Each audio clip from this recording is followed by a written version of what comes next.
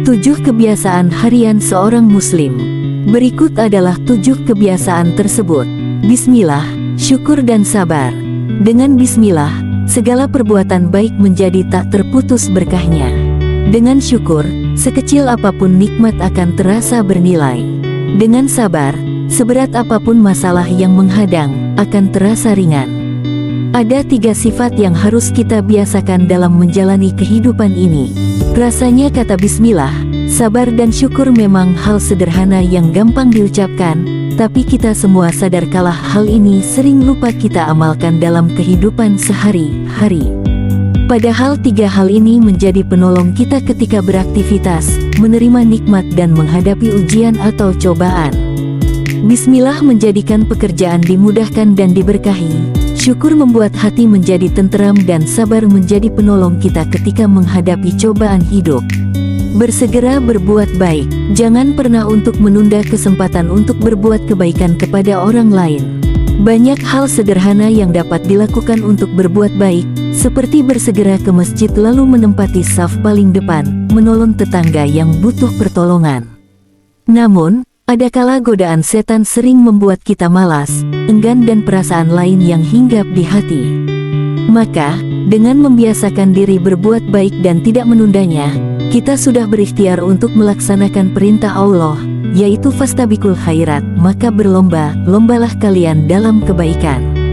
Sungguh perbuatan atau amalan balik akan dibalas Allah dengan perbuatan-perbuatan baik lainnya. Cepat memperbaiki kesalahan. Sungguh tiada seorang manusia pun yang sempurna, namun, meminimalkan kesalahan adalah jalan menuju kebahagiaan. Baik kesalahan kepada alas SWT maupun kepada sesama manusia. Hermawan Kertajaya, seorang pakar marketing, menceritakan kisahnya saat menaiki maskapai Singapore Airlines. Ketika itu seorang pegawai menumpahkan kopi ke jasnya. Walaupun tidak sengaja, pramugari meminta maaf dengan luar biasa sampai menundukkan kepala. Dan ketika pesawat landing, Chief Purser juga meminta maaf kepadanya dan menyodorkan voucher laundry sebagai bentuk permintaan maaf pramugarinya. Hal ini merupakan cerminan kebiasaan cepat memperbaiki kesalahan. Ini akan menjadi kesan yang tak terlupakan. Mungkin awalnya kita kesal dengan pramugari tersebut, tetapi ketika melihatnya segera minta maaf dan memperbaiki kesalahannya, rasa kesal berubah menjadi respek. Bersemangat belajar. Ilmu merupakan jalan meraih keunggulan dunia akhirat. Ilmu akan mengangkat derajat kita baik di hadapan Allah SWT maupun sesama manusia.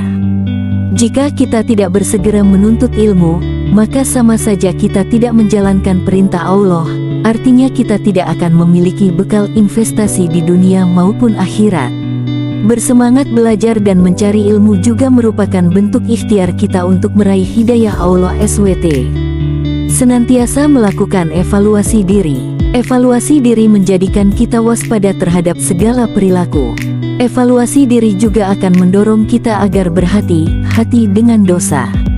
Ketika kita melakukan sesuatu, ingatlah bahwa kita selalu diawasi oleh Allah SWT.